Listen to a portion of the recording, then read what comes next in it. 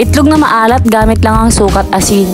Gumawa nga ako nito for today's video. Napanood ko nga lang to sa online kaya ginaya ko. Mahal na din kaya pati itlog maalat ano. Kaya try din natin pag may time. Kaya gamit lang ang sukat asin, siguradong makakatipid tayo. Nagtry nga lang muna ako dyan ng 8 pieces of egg at chicken egg ang ginamit ko. So first step, ibabad muna natin yung mga egg sa suka.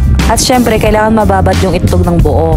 At ibababad lang natin ito into 4 minutes. 4 nga lang yung nagkasya sa bowl ko kaya inulit ko na lang yung ibang. Mabilis lang din naman. And after 4 minutes, pwede na natin itong hanguin. Dahan-dahan lang kasi after itong mababad ay dumalas yung mga shell ng egg at baka mabasag. At syempre for the next step, i-coat naman natin ito sa asin. At nga pala, hugasan nyo muna yung mga itlog bago nyo simulan yung proseso. Baka magtanong kayo after ito makot ng salt. I-store muna natin to ng 14 days bago ito lutuin. Curing period po ang tawag doon.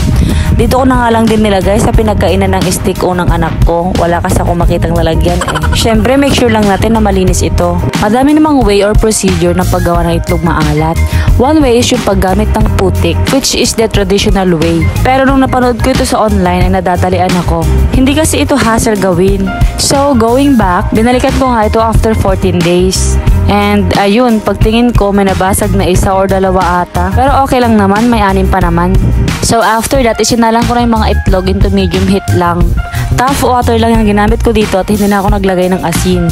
After almost 1 hour, hinango ko na rin ito at pinalamig. Nung lumamig-lamig guys, nagtry na nga din ako at nagulat ako. Nagustuhan ko ang lasa at sakto lang sa alat. Tuwang-tuwa nga ako at nagmamantika pa kayong iba. Dadamihan ko na ngayon gagawin ko sa susunod, lalo na paborito nga namin to ng asawa ko. Lalo na yung itlog maalat na may kamatis. Woo, sarap! Gema sa George! Try nyo na din ito, madali nang gawin, makakatipid pa kayo.